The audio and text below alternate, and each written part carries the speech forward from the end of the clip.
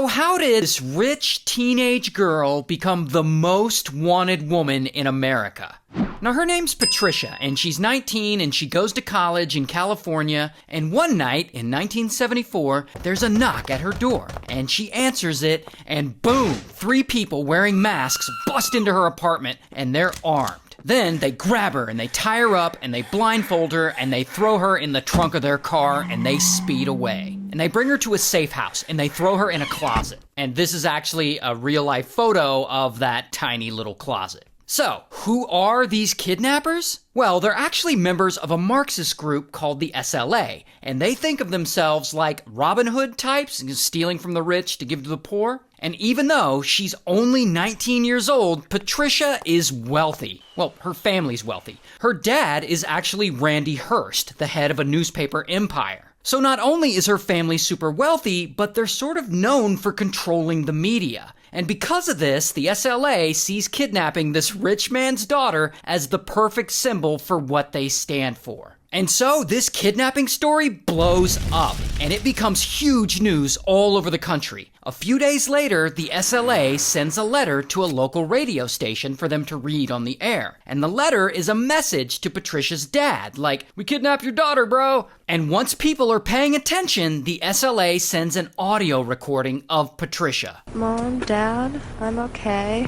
I had a few scrapes and stuff, but they've washed them up and they're getting okay, and I've caught a cold, but they're giving me pills for it. But also, the SLA is on tape making demands. Before any form of negotiation for the release of the subject prisoner be initiated, that an action of good faith be shown on the part of the Hearst family. This gesture is to be in the form of food to the needy and the unemployed. And so the SLA demands that Patricia's dad distribute $70 worth of food to every needy, hungry person in the state of California, which would be around $500 a person today. But donating that much food would cost Patricia's dad an estimated $400 million.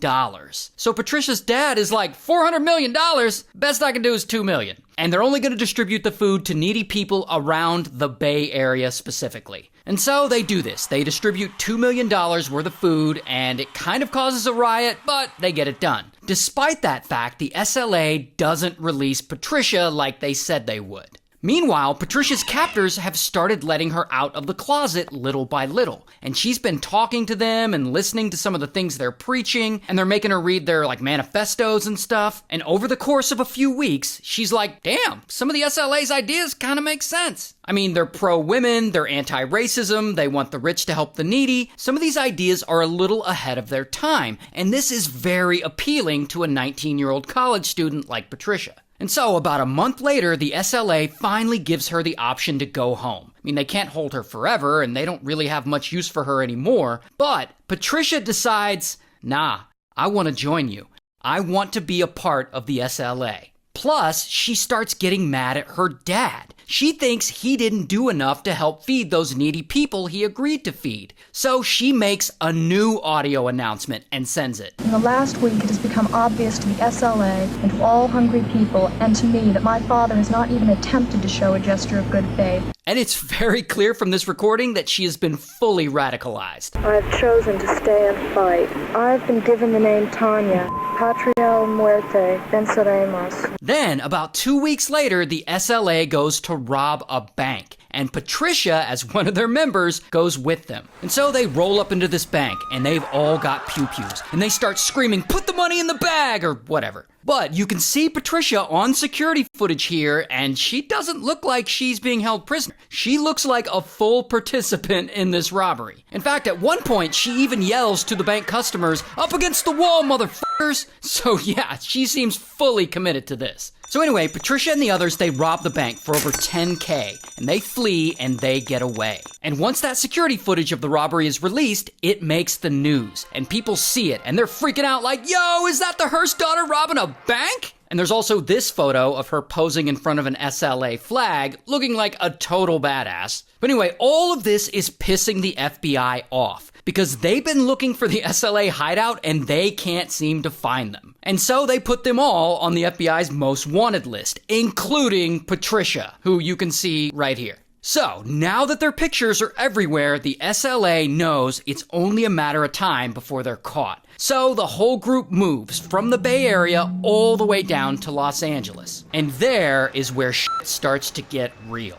One day, some SLA members go into a sporting goods store because they're going to do a little shoplifting. While they're inside, Patricia waits for them outside in the van. And so they're inside and they're shoplifting, and some employees catch them and they confront them. And so the SLA members run outside and the employees chase them. And Patricia, she sees what's going on and she grabs a pew-pew and she leans out the window and she sprays shots all over the building. And so the employees, they back off. And Patricia and the SLA, they all get away. But this whole shoplifting gone wrong thing makes such a scene that the FBI and police now know that the SLA is in Los Angeles. And they're able to track down the van they got away in. And tracking down this van leads them right to the SLA safe house. And the next day, boom, police have the safe house surrounded like, come out with your hands up! But the SLA refuses to surrender, not without a fight. And so, pow, the whole scene turns into this massive shootout. The SLA shooting on one side, and the cops shooting on the other. And this thing goes on for like an hour. And the news crews are there, so this chaotic scene is happening live on TV. And eventually, police are like, all right then. And they throw some tear gas into one of the windows of the safe house, and you could see the place all fogging up. And then suddenly, kaboom, the SLA house catches on fire, and the whole place goes up in flames. And the SLA members inside, they all end up unalived. Some from gunshots, and some from the fire. But Patricia is nowhere to be found.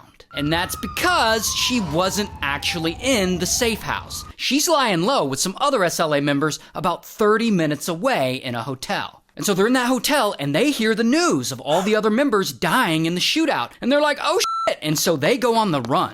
16 months later, FBI tracks some SLA members to an apartment in San Francisco. And they swoop in and bam, they finally arrest them and Patricia. Here's her mugshot. Now, when Patricia is arrested, she appears to stand by her choice to join the SLA. I mean, you can see her here smiling, throwing up the revolutionary salute. And when she's booked, they ask her her occupation, and she tells them urban guerrilla. So, like, she's all in. But later, during her trial, she completely flips. She's like, actually, I was brainwashed. I was coerced into committing all those crimes. And, you know, maybe she was. I don't know. You decide. I'm just a storyteller. But anyway, I guess the jury doesn't buy it because Patricia is found guilty of bank robbery and some other stuff, and she's sentenced to 7 years in prison. And about 2 years later, I guess President Jimmy Carter feels differently than the jury because he commutes her sentence. So in total, she only spent like